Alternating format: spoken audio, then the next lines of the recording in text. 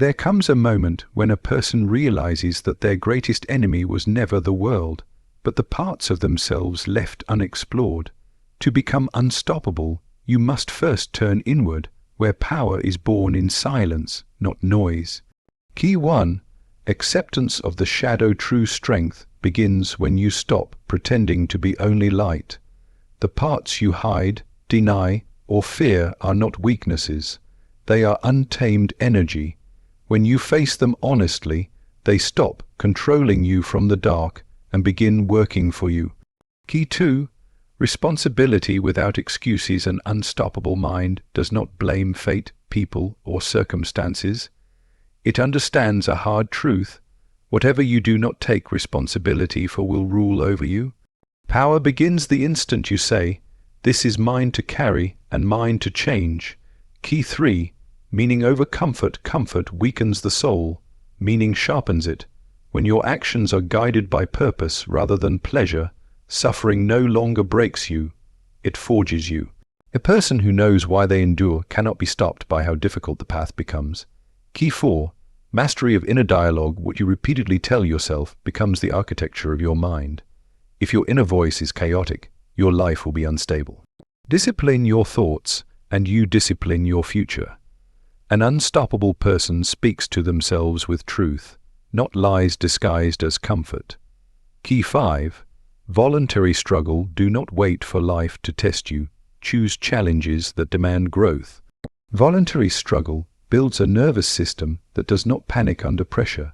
When hardship arrives uninvited, you will already be trained. Key 6. Integration, not perfection. Power is not found in being flawless, but in being whole. When thought, emotion, instinct, and action move in the same direction, you gain momentum. Fragmented people hesitate.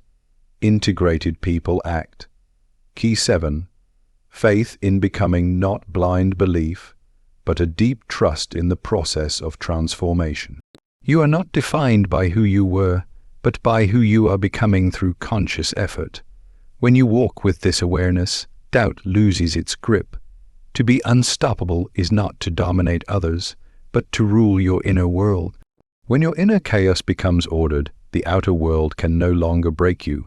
And from that place, power is no longer something you seek. It is something you embody. When you begin to confront what you have denied, you step into the most dangerous and transformative territory of the psyche. The shadow is not evil by nature.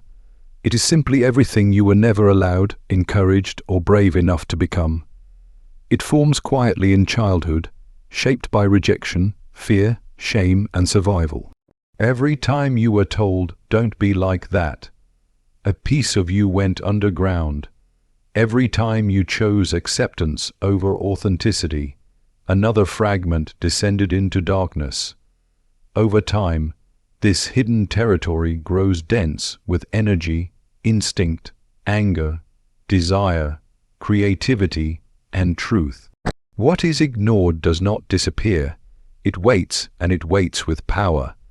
Most people spend their lives trying to appear good, moral, harmless, and agreeable, believing this will make them safe. But harmlessness is not virtue. It is weakness disguised as politeness. When a person refuses to acknowledge their capacity for destruction, manipulation, aggression, and dominance, those forces do not vanish. They leak out unconsciously through passive aggression, self-sabotage, envy, projection, and resentment. The denied shadow does not remain silent. It expresses itself in distorted ways, often harming the very life one is trying to protect. To confront the shadow is to stop lying to yourself about who you are capable of being. It requires brutal honesty. It demands that you look at your jealousy without pretending it is righteousness, your anger without calling it passion, your fear without masking it as logic. This confrontation is uncomfortable because it shatters the image you have carefully constructed of yourself. The ego resists this process because it thrives on the illusion of consistency and moral superiority. But growth does not happen where comfort lives. It happens where self-deception dies. Integration is not the same as indulgence.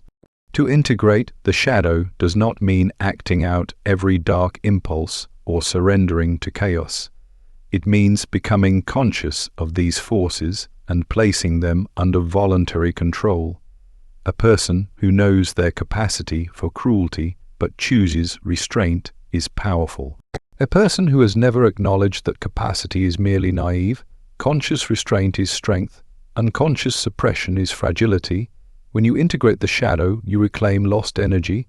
The same force that once fueled rage can become courage.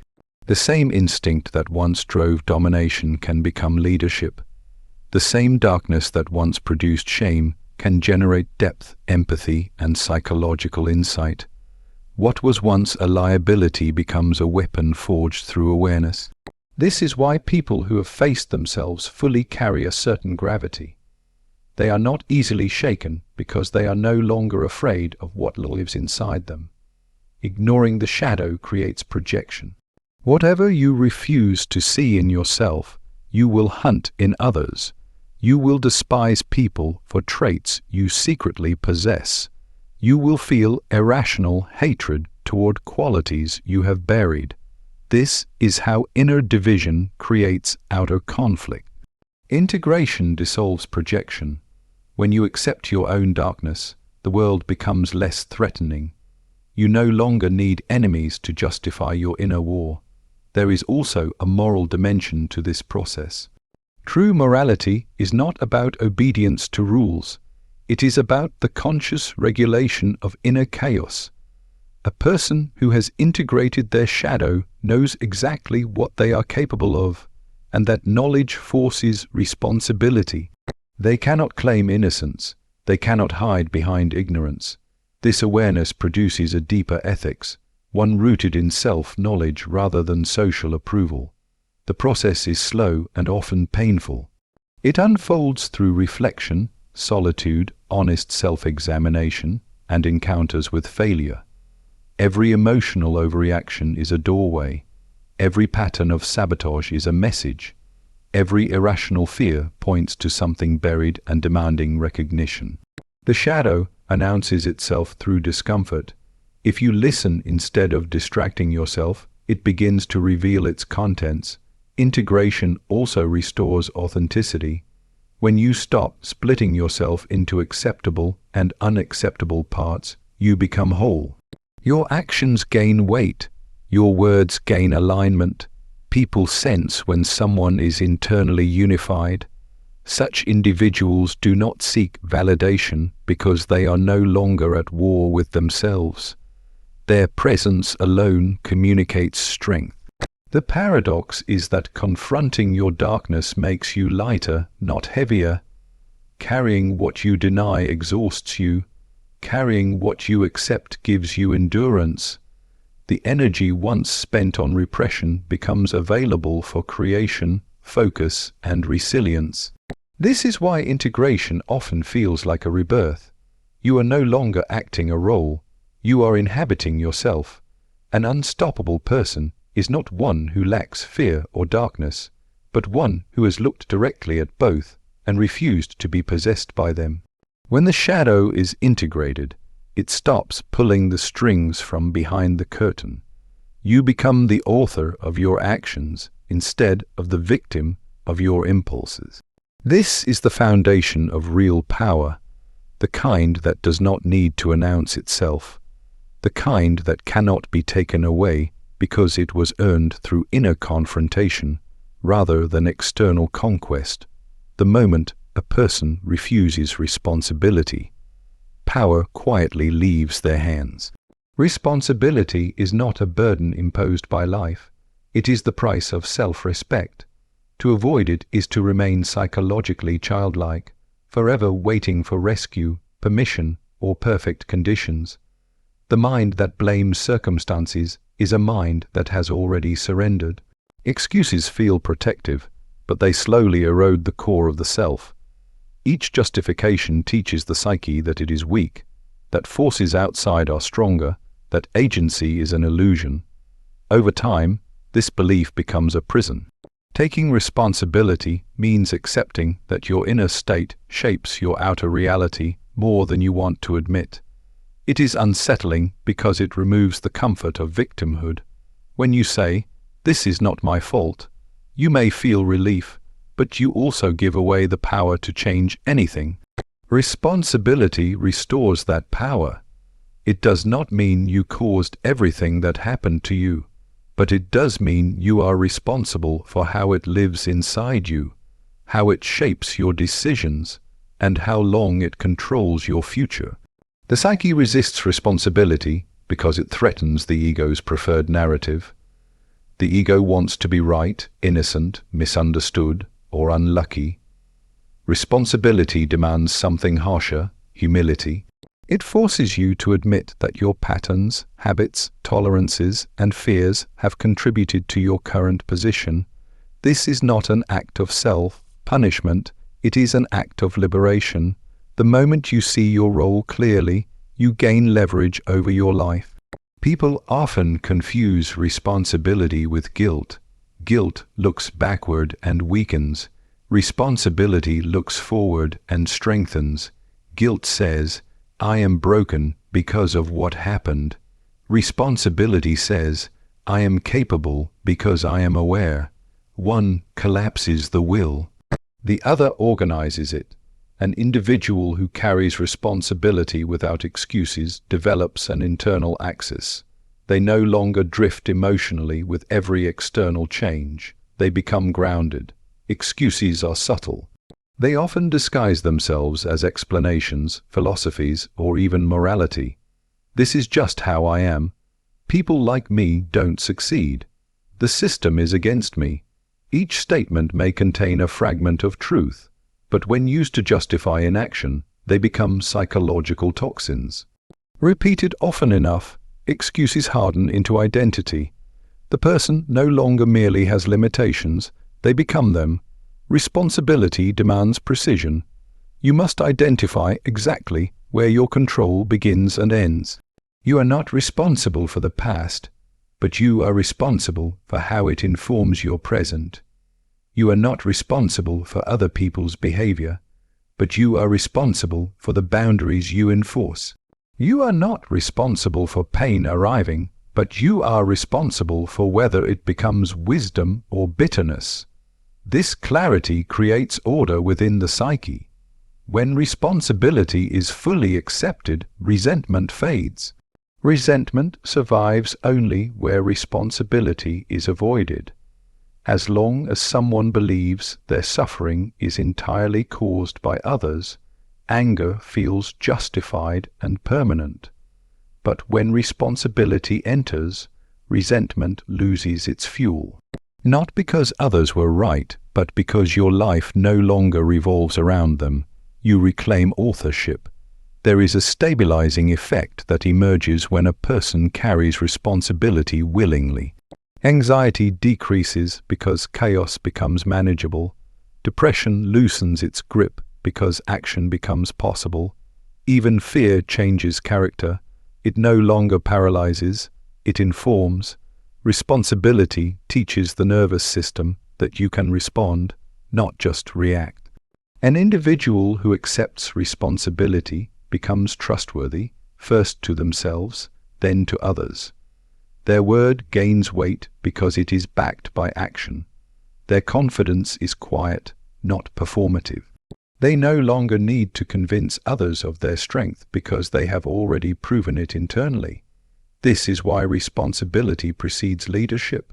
No one can guide others who cannot govern themselves. Avoiding responsibility fractures the psyche.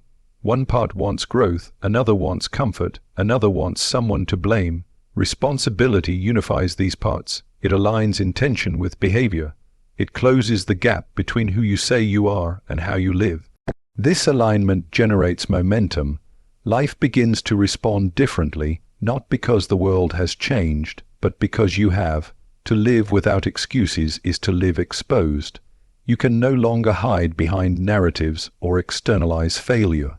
This exposure is uncomfortable, but it is also clean. There is no confusion about where you stand. Every mistake becomes information. Every setback becomes feedback. Nothing is wasted because everything is owned. Responsibility is not a single decision. It is a daily posture. Each morning you either pick it up or put it down. When you pick it up, you step into adulthood of the soul. You stop waiting for permission to become who you are capable of being. You act, adjust, learn, and act again. This is how power accumulates quietly through consistent ownership of one's inner and outer life. Comfort is seductive because it promises safety without demanding transformation. It whispers that peace is found in avoidance, that stability comes from minimizing risk, that happiness is the absence of tension, but the psyche does not grow in still water. When a life is organized around comfort, the soul slowly weakens, not through pain, but through stagnation. Meaning, by contrast, introduces weight. It demands sacrifice, endurance, and the willingness to carry something difficult for the sake of something valuable. This weight strengthens rather than crushes, because it gives direction to suffering. A person without meaning seeks pleasure to escape discomfort. A person with meaning uses discomfort as a signal that they are moving towards something worthwhile. This distinction changes everything. Pain no longer feels random or cruel when it is tied to purpose. It becomes structured. It becomes interpretable. Even loss and failure can be endured when they are part of a larger narrative. Without meaning, suffering feels like an insult. With meaning, it becomes initiation. Comfort narrows perception. It teaches the nervous system to panic at challenge, to interpret resistance as danger rather than opportunity. Over time, this creates fragility. Small disruptions feel catastrophic. Criticism feels like attack. Effort feels unfair. The individual becomes dependent on predictable conditions to feel stable. This dependency quietly enslaves them to circumstance. Meaning does the opposite. It expands perception. When you know what you are aiming toward, obstacles no longer appear as threats to your identity. They become tests of commitment. Voluntary struggle strengthens the psyche by proving, repeatedly, that you can endure more than you imagine. Each chosen hardship recalibrates your sense of capacity. The mind learns through experience that discomfort is survivable, even necessary. There is a deep psychological shift that occurs when struggle is chosen rather than imposed. When hardship arrives unexpectedly, it often produces resentment and collapse. But when struggle is voluntarily accepted, it generates dignity. The individual stands taller because they are not merely reacting to life. They are engaging with it. They are no longer a passive recipient of difficulty, but an active participant in their own formation. Meaning also organizes desire. Instead of chasing whatever feels good in the moment, the individual begins to prioritize what feels right in the long term. This creates coherence. Energy is no longer scattered across endless distractions. Attention sharpens, time gains value, sacrifice becomes intelligible. The person understands why they are saying no to certain comforts, and this understanding prevents bitterness. Comfort offers immediate relief, but long-term emptiness. Meaning often brings immediate strain, but long-term fulfillment. This is why people surrounded by convenience often feel restless, numb, or anxious. Their lives lack friction, and without friction, nothing catches fire. The psyche needs resistance to reveal its strength. Without it, potential remains dormant. Voluntary struggle acts as psychological training. It teaches discipline, patience, and emotional regulation. When you repeatedly choose effort over ease, the mind stops negotiating with weakness. Inner dialogue changes. Excuses lose credibility. You begin to trust yourself because you have evidence of your own reliability under pressure. This process also builds a different relationship with fear. Fear no longer signals retreat, it signals importance. When something matters, fear naturally arises. Instead of using fear as a reason to withdraw, the individual learns to interpret it as a marker of meaning. What frightens you often guards what can transform you. meaning anchors identity. Instead of defining yourself by fleeting emotions or social approval, you define yourself by what you are willing to endure. This creates resilience. When circumstances change, identity remains intact. You are not thrown into crisis by temporary failure because your worth is not tied to comfort or success, but to commitment. Choosing meaning also limits chaos. Life offers infinite paths, but not all are worth walking. Meaning narrows the field. It tells you where to invest and where to walk away. This selectivity reduces inner conflict. When your choices align with your values, regret diminishes. Even difficult outcomes feel clean because they were chosen consciously. The pursuit of comfort avoids pain, but it also avoids depth. The pursuit of meaning invites pain, but it also invites significance. This is why those who live meaningfully often appear calm even under strain. Their suffering is contextualized. It belongs somewhere. It is not an interruption of life. It is part of it. Over time, voluntary struggle reshapes the nervous system. Stress no longer overwhelms. It mobilizes. The body adapts. The mind steadies. You become less reactive, less brittle. This adaptability is real strength, not the absence of hardship, but the capacity to move through it without disintegration. Meaning transforms endurance into devotion. You are no longer simply surviving difficulty, you are serving something larger than comfort. This service gives direction to effort and sanctifies struggle. When effort is meaningful, exhaustion feels honest rather than depleting. A life oriented around meaning does not promise happiness in the shallow sense. It promises depth, coherence, and the quiet satisfaction of alignment. Comfort asks, how can I feel better right now? Meaning asks, what is worth suffering for?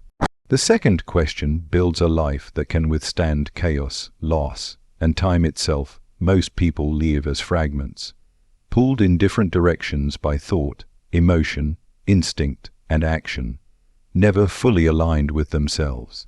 One part wants growth, another wants safety, another wants approval, another wants escape. This inner division creates hesitation, exhaustion, and self-doubt. Energy leaks through contradiction. When the mind says one thing, the emotions feel another, and the body acts in a third direction. Power dissolves. Unstoppability begins where inner forces stop competing and start cooperating. Thought without emotion becomes cold and detached. Emotion without thought becomes chaotic and impulsive. Instinct without awareness becomes destructive. Action without inner agreement becomes empty repetition. Integration is the process of bringing these elements into dialogue rather than allowing one to dominate the others. It is not about silencing any part of yourself, but about giving each part its proper place and function. When thought, emotion, and instinct are unified, action gains weight. You no longer act out of compulsion or confusion. You act with intent. This intent is felt by others before it is spoken. There is a coherence to your presence. People trust it instinctively because it signals internal order. Disorder repels. Order attracts. Fragmentation often begins early. You learn to think one way to survive socially, feel another way privately, and act in ways that contradict both. Over time, this split becomes normal. You may not even notice it. But the cost is constant inner friction. Decisions feel heavy. Motivation feels forced. Confidence feels unstable. Integration reduces this friction by aligning inner motives with outward behavior. This alignment requires honesty. You must be willing to admit what you feel, even when it contradicts what you believe you should feel. You must acknowledge your instincts, even when they are uncomfortable. Suppressed emotions do not disappear, they sabotage from beneath. Unacknowledged instincts find expression through compulsion. Integration brings these forces into awareness so they can be directed rather than endured. When integration begins, resistance often appears. Parts of you fear losing control. The rational mind may fear emotion. The emotional self may distrust discipline. The instinctual self may resist restraint, but none of these parts must be destroyed. They must be educated. Each has intelligence. Each carries information essential to wholeness. A unified inner system produces decisiveness. When inner conflict is resolved, hesitation fades. You no longer need excessive reassurance because you are not arguing with yourself. Even difficult choices become clear, not because they are easy, but because your inner compass is aligned. Clarity emerges from coherence. Integration also strengthens boundaries. When you know what you think, feel, want, and value, it becomes easier to say no. External pressure loses influence because internal agreement is stronger. You are less reactive to praise and less wounded by criticism. Your sense of self is not borrowed from others. It is generated internally. Many people mistake perfection for power. They chase flawlessness, trying to erase every weakness, emotion, or contradiction. But perfection is brittle. It cannot bend. Integration is flexible. It allows complexity without collapse. A whole person can contain paradox without disintegration. They can feel fear and act anyway. They can experience doubt without losing direction. When thought and emotion are aligned, inner dialogue changes. The mind stops sabotaging itself. Self-talk becomes grounded, not inflated or cruel. You no longer swing between grandiosity and self-contempt. You assess yourself accurately. This realism creates confidence that is stable because it is earned, not imagined. Integrated people move differently. Their movements are economical. Their words are measured. They do not over-explain or overreact. There is less noise inside them, so there is less noise around them. This stillness is not emptiness. It is concentration. Action becomes an expression of identity rather than an attempt to prove it. You no longer act to convince yourself or others of who you are. You act because action is the natural extension of your inner alignment. Effort feels clean. Even exhaustion feels meaningful because it is not produced by inner resistance. Disintegration often reveals itself through chronic procrastination. One part wants to move forward, another resists, another fears consequences. Integration resolves this stalemate. When all inner parts agree on direction, movement begins naturally. Discipline becomes less about force and more about flow. Wholeness also deepens intuition. When the inner system is aligned, subtle signals are not drowned out by noise. You sense when something is right or wrong without needing endless analysis. This intuition is not mystical. It is the result of integrated perception. All inner data is being processed coherently. An integrated person does not need to perform strength. Their strength is structural. It holds under pressure because it is not dependent on mood or circumstance. Even when shaken, they return to center quickly because there is a center to return to. The world often rewards fragmentation in the short term. It praises productivity without presence, positivity without depth, control without understanding, but such success is unstable. Integration builds something slower and more durable. It creates a person who cannot be easily manipulated because their inner agreement cannot be fractured. When thought, emotion, instinct, and action move in the same direction, life begins to respond differently. Opportunities are recognized more quickly. Relationships become more honest. Conflict becomes less threatening. You are no longer fighting yourself while facing the world. Wholeness is not a static achievement. It is a continual process of listening, adjusting, and realigning. But once tasted, fragmentation becomes intolerable. You begin to value inner coherence more than external approval. This value quietly reorganizes your life around what is real rather than what is impressive. An unstoppable person is not driven by force of will alone, but by inner unity. When there is no civil war within, energy moves forward without resistance. Power accumulates not through domination, but through alignment. This alignment becomes a silent authority that does not demand attention, yet cannot be ignored